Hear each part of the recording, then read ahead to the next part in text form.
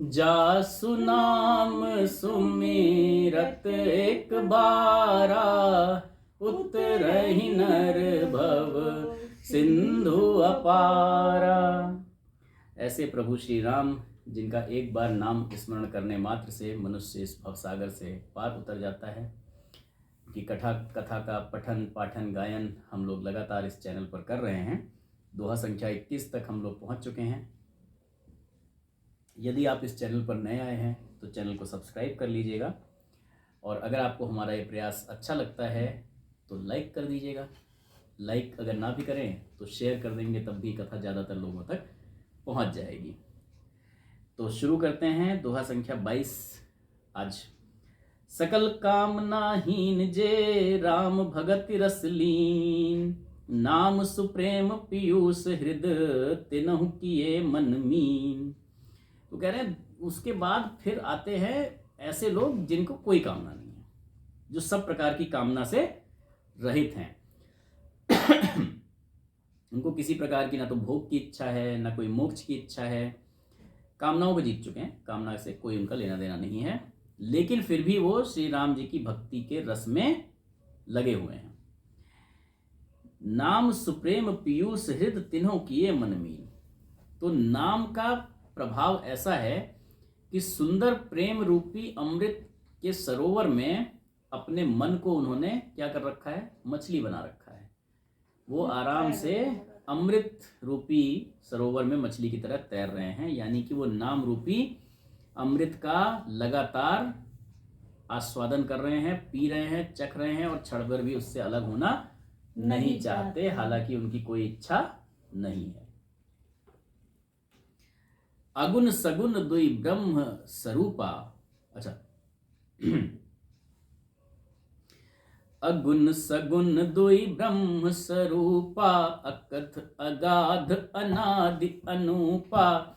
मोरे मत बड़ नाम दुहूं ते, किए किए जे ही जुग निज बस निज बूते। प्रौढ़ सुजन जन जानहि जन की, कहूँ प्रतीति प्रीति रुचि मन की। एक दारुगत देखहि एकु, पावक सम जुग ब्रह्म विवेकु। उभय अगम जुग सुगम नाम ते, कहूँ नाम बड़ ब्रह्म राम ते। व्यापक एक ब्रह्म अविनाशी, सत चेतन घन आनंद राशि। अस प्रभु हृदय अछत अविकारी, सकल जीव जग दीन दुखारी। नाम ऋण नाम निरूपन, नाम जतन ते। सो प्रकटत जिमि मोल रतन ते। कह रहे हैं अगुण सगुण दुई ब्रह्म स्वरूप। भगवान के दो रूप हैं, एक निर्गुण और एक सगुण। दोनों अकथनीय है, यानी दोनों का वर्णन नहीं किया जा सकता। दोनों अगाध हैं, अथाह हैं, कहाँ तक उनकी गहराई है कोई जान नहीं सकता। अनादि, दोनों ही कब से हैं, कब से नहीं कोई नहीं जानता। और अनुपम, यानी जिनकी कोई उपमा नहीं दी जा सकती, उपमा नहीं दी जा सकती। मोरे मत बड़ नाम दुहूते, लेकिन मेरी मति में, गोस्वामी जी कहते हैं, नाम इन दोनों से बड़ा है। नाम की वो कर रहे हैं बहुत पिछले 3-4 दोहों से चर्चा। तो वो कह रहे हैं नाम इन दोनों से बड़ा है। किए जे ही जुग निज बस निज बूते, जिसने अपने बल से दोनों को वश में कर रखा है। कि क्योंकि चाहे निर्गुण साधने वाले हों चाहे सगुण साधने वाले हों, दोनों को एक कुछ ना कुछ नाम की जरूरत पड़ती है, कुछ ना कुछ प्रतीक की जरूरत पड़ती है। मतलब जो आप देखिए, जैसे स्वामी विवेकानंद ने भी अपने एक उद्बोधन में कहा था कि जो लोग कहते हैं कि साहब हमारे यहाँ मूर्ति पूजा नहीं होती है, तो लेकिन वो भी चर्च में जीसस की, मरियम मैरी की मूर्ति कुछ ना कुछ लगा के रखते हैं, कुछ नहीं तो क्रॉस लगा के रखते हैं, है ना। और मुस्लिम्स जो कहते हैं कुछ नहीं है, फिर भी उनको एक मस्जिद चाहिए, एक कहीं काबा चाहिए, कुछ फोटो पे कुछ उर्दू में लिखा हुआ कोई नंबर बना लेते हैं 706। मतलब कुछ ना कुछ प्रतीक आपको एक्चुअली चाहिए कंसंट्रेट करने के लिए। वो लोग भी कुरान को, बाइबल को मानते हैं। वो मतलब कुछ प्रतीक आपको चाहिए, बिना किसी प्रतीक के आप ना कर नहीं सकते कंसंट्रेट ध्यान पे, कहाँ पे केंद्रित करेंगे। तो बोले वो कहें भले ठीक है उन्होंने मूर्ति नहीं बनाई, बट कुछ ना कुछ तो रखा है, राइट। तो नाम जो है वो इन सब में सबसे इसीलिए बड़ा है क्योंकि वहां पर भी उन्होंने नाम रखा किसी ना किसी चीज का और ये किया। दूसरा नाम अगर आप वैसे भी सोचें कि आप मान लीजिए कि एक डीएम साहब हैं जिनको आप जानते हैं, वो तो एक ही जगह बैठ के काम कर रहे होंगे, लेकिन अगर उनके नाम की चिट्ठी आप लेके चले जाए तो 4 आदमी एक जगह, एक साथ में 4 जगह लेके भी जा सकते हैं और उनका काम बन सकता है। उस पर क्या है, सिर्फ नाम लिखा हो, साहब डीएम साहब ने भेजा है, आगे। तो जब डीएम साहब के नाम से इतना काम चल सकता है, तो अगर किसी को वास्तव में ये पता हो कि भैया ये तो भगवान ने भेजा है ना, तब फिर समझिए क्या होगा। और वास्तव में हम सबको भगवान ने भेजा है, हम अपनी कीमत जानते नहीं है। डीएम और सीएम तक केंद्रित करना, हम अपनी कीमत जानते नहीं है, इसलिए हम लोगों के आगे हाथ फैलाते रहते हैं। वास्तव में तो हमें दोनों हाथों से देना चाहिए, क्योंकि हम भगवान के पुत्र हैं। इसीलिए स्वामी विवेकानंद अपने उद्बोधन में हम हे अमृत पुत्रों कहकर संबोधित करते थे हमेशा, कि आप अपने आप को समझें। गुरुदेव भी इसलिए अपने हर उसमें यही कहते हैं कि आप खुद वही हैं, तत्वमसि। जो ये तत्व है जिसको आप खोज रहे हैं वो आप ही हैं। अयमात्मा ब्रह्म, वो परमात्मा जिसको आप खोज रहे हैं वो यही आत्मा है। आप उसको भूले, हम अपना स्वरूप केवल भूल गए हैं, बस ये परेशानी है खाली।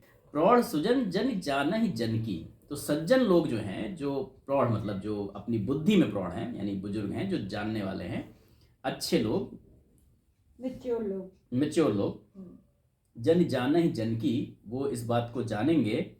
और कहूँ प्रतीत प्रीति रुच मन की। तो सज्जनगण इस बात को, यानी मुझदास की ठिठाई जान के केवल काव्योक्ति ना समझें, केवल ये ना समझें कि कविता में ऐसा लिख दिया गया है। मैं अपने मन के विश्वास, प्रेम और रुचि की बात कहता हूँ। कहूँ प्रतीत प्रीति रुच मन की, मतलब केवल ये ना समझें कि कविता के रूप में बस ऐसा लिख दिया गया है, लेकिन मेरे मन का ऐसा विश्वास है, मेरा प्रेम है और मेरी ऐसी रुचि है, इसलिए मैं ये मानता हूं कि नाम इन दोनों में सबसे बड़ा है, सगुणवादी और निर्गुणवादी दोनों में। एक दारुगत देखें एकू।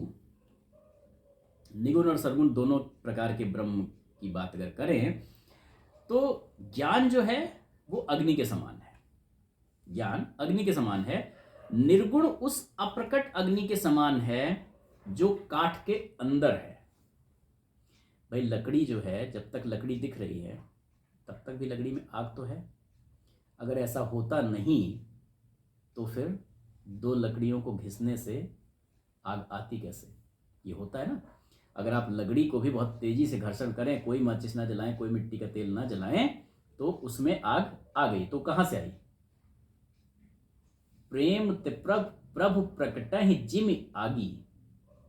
तो प्रेम से प्रभु प्रकट हो जाते हैं इस संसार में। इस जगह जहां पर हम हैं, जहां कहीं भी बैठे हैं, उस हर जगह प्रभु हैं, लेकिन वो बस दिखते नहीं है। वो वैसे ही नहीं दिखते हैं जैसे लकड़ी में आग है। तो निर्गुणवादियों के जो प्रभु हैं वो वैसे ही हैं जैसे लकड़ी में अग्नि है, लेकिन उसे प्रकट करना पड़ता है। कैसे प्रकट करना पड़ता है? रगड़ना पड़ता है, घिसना पड़ता है। तो जब 2 लकड़ियों को आप रगड़ते रहेंगे तो चंदन की लकड़ी भी कितनी भी शीतल हो, उसमें भी आग पकड़ लेगी। तो वो आग आई कहां से? इसका मतलब लकड़ी में अग्नि तत्व है, उसमें वो गर्माहट है, उसको रगड़ के आपने प्रकट कर दिया बस।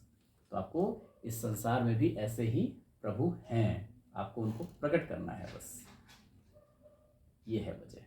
तो निर्गुणवादियों के जो ब्रह्म हैं वो उस अग्नि के समान है जो लकड़ी के अंदर है लेकिन दिखती नहीं। एक दारुगत देखें एकू। एक जो है वो लकड़ी के अंदर है और एक दिखाई दे रहे हैं। सगुण उस प्रकट अग्नि के समान है जो प्रत्यक्ष दिखती है ना। पावक समजुग ब्रह्म विवेकू। तो आग दोनों में है, आग दोनों में है। ऐसे ही ब्रह्म निर्गुणवादियों के भी है और सगुणवादियों के भी हैं। निर्गुणवादियों के प्रकट नहीं है, उसके अंदर है लकड़ी के, और सगुणवादियों के प्रकट हैं। उभय अगम जुग सुगम नाम ते। दोनों अगम है और दोनों सुगम है। कैसे? नाम से। तत्वतः देखा जाए तो दोनों एक हैं, केवल दिखने और ना दिखने के हिसाब से, प्रकट और अप्रकट के भेद से केवल वो अलग अलग दिखाई देते हैं। इसी तरह निगुण और निर्गुण सगुण दोनों एक हैं। इतना होने पर भी दोनों जानने में बहुत कठिन है। उभय अगम, दोनों पे जानना कठिन है। सगुण को भी आप इतनी आसानी से नहीं पा सकते, निर्गुण को भी नहीं पा सकते। लेकिन अगर आप कहें तो दोनों सुगम है। कैसे? अगर आप नाम का सहारा ले लें, अगर नाम जपते रहें तो नाम जपते जपते जपते जपते आप पहुंच जाएंगे। कहे हूँ नाम बड़ ब्रह्म राम ते, इसी कारण मैंने नाम को राम से बड़ा कहा है। ठीक है, मतलब भगवान राम का नाम जो है वो भगवान राम से भी बड़ा हो गया अपनी इन विशेषताओं पे। यस, तो नाम को उन्होंने निर्गुण मान लिया, नाम निर्गुण ब्रह्म हो गया क्योंकि उसको आप जपते रह सकते हैं और सुगम है सबके लिए। नाम तो अवेलेबल है ना, नाम अवेलेबल है तो नाम आप जपते रहिए। और सगुण राम से भी बड़ा हो गया क्योंकि वो आपके पास हमेशा है और उसी के सहारे वो सगुण राम तक आपको पहुंचा देगा। व्यापक एक ब्रह्म अविनाशी, ब्रह्म व्यापक है, अविनाशी है, कभी उसका नाश नहीं हो सकता। लेकिन सत चेतन घन आनंद राशि, लेकिन वो सत्ता है, हमेशा है, चैतन्य है और आनंद की बहुत बड़ी राशि है। उससे आप कितना भी आनंद निकाल लें वो कभी कम नहीं होता। असप्रभु प्रभु हृदय अछत अविकारी, ऐसे विकार रहित प्रभु के हृदय में रहते भी जगत के सब जीव दीन और दुखी हैं। सकल जीव जग दीन दुखारी, ऐसे प्रभु के हृदय में रहते भी, मतलब ऐसे प्रभु हमेशा आपके हृदय में रहते हैं फिर भी वो जीव दुखी है। क्योंकि हम उनके नाम की महिमा या उनके सगुण या निर्गुण दोनों रूपों को सबको जानते हुए एक तरह से न जानते रहते हैं और हम अपने में ही खोए रहते हैं और अपने ही द्वारा प्रकट किए हुए दुखों को बार बार भोगते रहते हैं और उन्हीं दुखों में फंस के दुखी होते रहते हैं। अगर हम अपने मन में बसे हुए राम को उनके साकार या निराकार किसी भी रूप में अगर उन्हें समझ लें, जान लें, मान लें और उन्हीं में अपने आप को समर्पित कर दें तो बेसिकली इन सभी तरह के दुखों से दूर हो जाएंगे, है ना। एक छोटी सी स्टोरी पढ़ी थी मैंने अपनी बचपन में इंग्लिश की बुक में कि एक बुढ़िया थी और उसकी एक नातिन थी, यानी कि माँ बाप जाहिर सी बात है नहीं थे, वही दोनों रहते थे घर में, बहुत वो गरीब थे। एक दिन एक पुराने बर्तन बेचने वाला जो आते हैं बर्तन लेने वाला, वो गली से निकला और उससे नातिन जिद करने लगी उसके, वो लेके खिलौने देता था, कुछ खिलौने दिला दो। तो बुढ़िया ने कहा बेटा हमारे पास इतने पैसे कहाँ हैं। तो उन्होंने कहा ये बर्तन लेके देता है, हमारे पास पुराने स्टोर में बहुत सारे बर्तन रखे हुए हैं। तो उन्होंने कहा बुलाया उसको, ले आओ। उन्होंने क्या किया कि कटोरा लेके आई। कटोरा जब लेके आई तो उसने बर्तन वाले ने उसको कुछ डाउट हुआ कि ये कटोरा शायद सोने का है। तो उसने, लेकिन उस पर इतनी धूल जमी हुई थी वो दिख नहीं रहा था, मतलब उसका कलर कुछ नहीं। उसने एक सुई ली और सुई से हल्की सी लाइन खींच के देखा। उसने कहा भाई ये तो सोने का है। लेकिन उसके मन में इतना ज़्यादा लालच आ गया कि उसने कहा अरे इसका तो कोई भी मूल्य नहीं है, इसके तो मैं ज़रा सा ये क्या बोलते हैं, कोई छोटा सा झुंझुना वंझुना कुछ दिखाया होगा। तो दादी ने कहा कि नहीं इतना तो, मतलब ऑफकोर्स उन्हें पता था कि इतना भारी कटोरा है तो इससे तो ज़्यादा होना चाहिए, उन्हें सोने का तो नहीं पता था। उन्होंने कहा नहीं देंगे। उन्हें रख लिया। उसने सोचा अरे होगा नहीं तो अपना ऐसे ही हो जाएगी, अब बुलाएंगी बाद में जब चल दूंगा। तो बच्ची जिद तो कर ही रही है, तो बच्ची की जिद पे उसे लगा बुला लेंगे, उन्होंने नहीं बुलाया। तब तक वो चला गया, पीछे से दूसरा आ गया बर्तन वाला, उसको बुलाया। अब लाइन पहले से खिंची हुई थी, उसने जैसे ही देखा वो तुरंत समझ गया कि तो सोने का है। तो उसने कहा कि माता जी ये कटोरा सोने का है, मैं इसकी कीमत आपको नहीं दे पाऊंगा, आप इसे शहर ले जाकर किसी जौहरी को बेचिए, आपको बहुत अच्छे दाम मिलेंगे इसके। तो उन्होंने कहा कि बेटा हमारे पास इतने पैसे नहीं हैं कि हम शहर जाके इसे बेच पाएँ, तुम्हारे पास जो कुछ भी है वो तुम दे दो। तो उसने कहा कि ये मेरा पूरा डोलचा ले लीजिए, जितने पैसे मैं कमा पाया हूँ वो ले लीजिए, फिर भी उसकी कीमत नहीं होती, लेकिन मेरे पास इतना ही है, मैं यही दे सकता हूँ। और वो लेकर उसको चला गया। तो आगे खैर क्या हुआ, ये दोनों के लालच और उसकी कहानी थी। बट द पॉइंट इज, जो मैं पॉइंट रखना चाहता था कि हमारे पास वो सोने का कटोरा है और हम इधर उधर आनंद ढूंढ रहे हैं और हम उस सोने के कटोरे को भी ऐसे ही दे दे रहे हैं। मतलब हम उस नाम की महिमा जो हमारे हृदय रूपी स्थान में जो राम बसे हुए हैं, हम उनके नाम की महिमा को भी नहीं जान रहे हैं। तो हम हाय राम हे राम तो कह रहे हैं, लेकिन हम उस नाम का निरूपण नहीं कर रहे हैं। निरूपण यानी कि नाम के यथार्थ स्वरूप को जान के, महिमा को, रहस्य को, प्रभाव को अगर हम जान लें तो फिर उस नाम का जतन करने से, अगर वही साधन कर लें श्रद्धा पूर्वक, तो सो प्रकटत, रुक जाओ, तो खांसी नेचुरल है, आ सकती है बोलते समय, उसको नहीं हटाना था। सो प्रकटत जिमि मोल रतन थे, तो फिर वहां पे वो ब्रह्म ऐसे ही प्रकट हो जाते हैं जैसे रत्न को जानने से उसका मूल्य मिल जाता है। तो अगर उनको पता होता कि कटोरा वास्तव में सोने का है तो शायद पहले ही कुछ अरेंजमेंट करती, शहर जाती, सुनार के पास, फिर बर्तन वाले को नहीं बेचती ना, फिर सुनार के पास जाती। तो हम उस नाम को जो हमें सहज में उपलब्ध है, सहज में मिला हुआ है, योगियों ने, ज्ञानियों ने उपलब्ध करा दिया है, क्योंकि हम उसका प्रभाव, उसकी महिमा और उसके स्वरूप को नहीं जानते, इसलिए हम उसका साधन नहीं करते।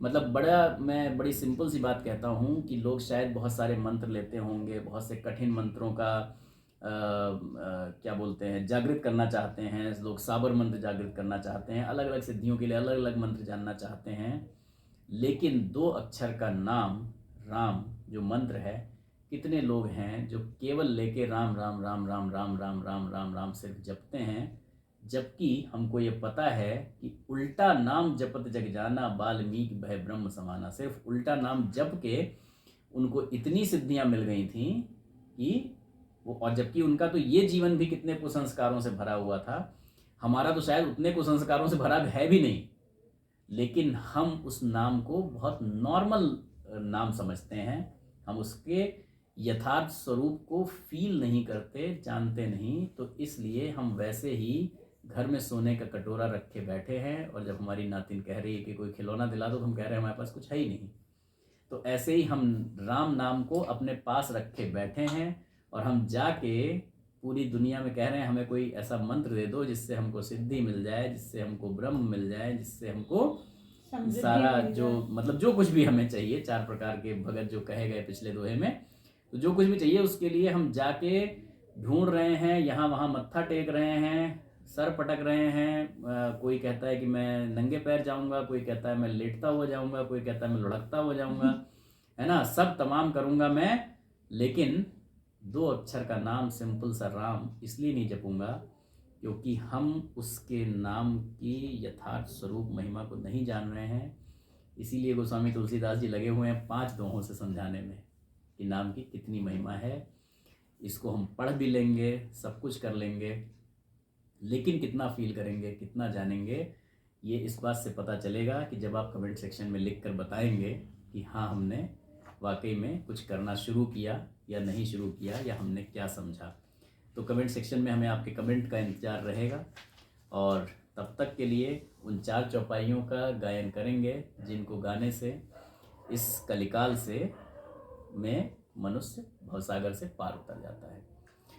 यही कलिकालन साधन दूजा, जोग यज्ञ जप तप व्रत पूजा, राम ही सुमिरिय गाइय, राम ही संतत सुनिय, राम गुण ग्राम ही, जासु पतित पावन बड़बाना, गावहि कवि श्रुति संत पुराना, ताहि भजहि मन तज कुटिलाई, राम भजे गति के ही नहीं पाई। प्रणाम।